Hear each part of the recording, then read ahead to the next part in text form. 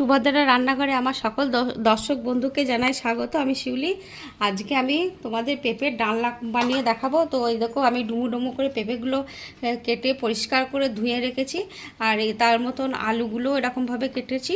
তো পেঁপে আলু দিয়ে ডালনা হবে। তো আমি কড়া বসিয়েছি।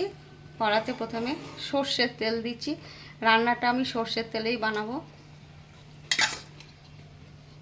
গরম হয়ে গেছে, এবার আমি ফোড়নে দিচ্ছি, জিরে ফোড়ন দিচ্ছি, গোটা গরম মশলা দিলাম, কটা লবঙ্গ, দারচিনি আর ছোট এলাচ, আর দুটো তেজপাতা দিয়ে দিলাম।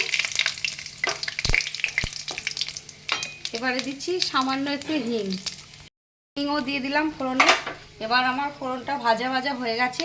এবারে আমি আলুগুলো ছেড়ে দিচ্ছি তেলের মধ্যে। খুব সুন্দর গন্ধ বেরোতে শুরু করেছে ফোড়নটা দিয়ে।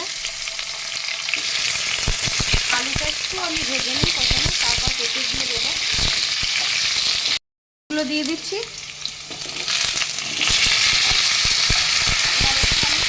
নাড়াচাড়া করে খুব ভাজা ভাজা করে নেবো, একটু কষিয়ে নেবো।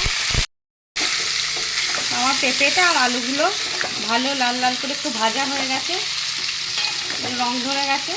এবারে আমি ওর মধ্যে কাঁচা লঙ্কা আর আদার পেস্ট দিচ্ছি, 2 চামচ মতো আদার পেস্ট আর কাঁচা লঙ্কা বাটা দিয়ে দিলাম।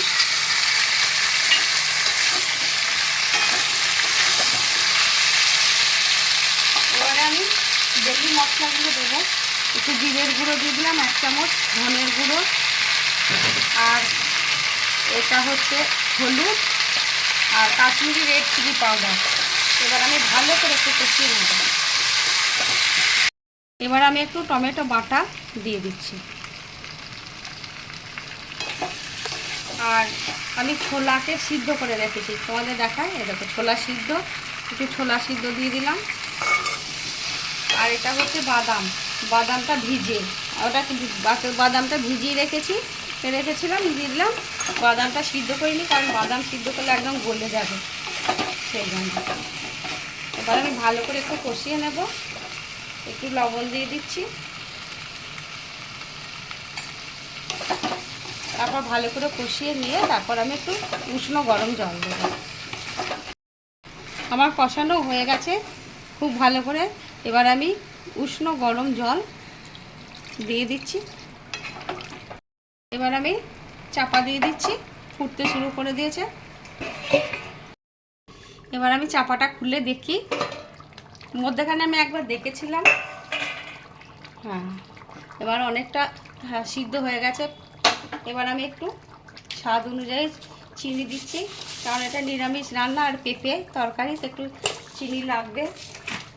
আর 2টো কাঁচা লঙ্কা চেরা ওপর থেকে ছড়িয়ে দিলাম। আদার সাথে বাটা ছিল, তাছাড়া একটু দিলাম।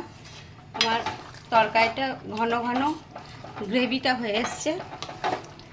আর একটু ফুটলে একটু ঘি দিয়ে নামিয়ে দেব। এবার আমি একটু স্বাদ অনুযায়ী তোমার ঘি দিয়ে দিচ্ছি। ঘিটা আমার নিজের বানানো ঘি দিয়ে দিলাম। পেঁপে তরকারিতে একটু ঘি গরম মশলা দিলে পেঁপের ডালনায় খুব ভালো হয় খেতে, এবং ভোগের রান্নার মতো সুন্দর একটা সুগন্ধ বেরোচ্ছে। তোমরা ঠিক এইভাবে বানাবে এবং বানিয়ে খেয়ে আমাকে কমেন্ট করে জানাবে কেমন হয়েছে পেঁপের ডালনা। তোমরা রান্না অবশ্যই করবে, এটা খুব হেলদি একটা রান্না। এবার আমি সার্ভ করে দিচ্ছি। খুব সুন্দর ঘন ঘন হয়েছে, একদম গ্রেভিটা সুন্দর, একদম মাখা মাখা হয়েছে। তোমরা চাইলে এবার একটু রস রাখতে পারো, এর থেকে বেশি। আমি আর এর থেকে বেশি করিনি, ঝোল ঝোল। তো এটা ভাতের সাথেও খাওয়া যায়, কিন্তু রুটি, পরোটা, লুচি এর সাথে বেশি ভালো লাগবে খেতে। আর আমার পেঁপের ডালনায় রেডি এবং সার্ভ করে দিয়েছি। তোমরা এভাবে অবশ্যই রান্না করবে এবং খেয়ে আমাকে কমেন্ট করে জানাবে কেমন হয়েছে। আর তোমরা সবাই ভালো থাকবে, সুস্থ থাকবে। সকলকে অসংখ্য ধন্যবাদ, নমস্কার।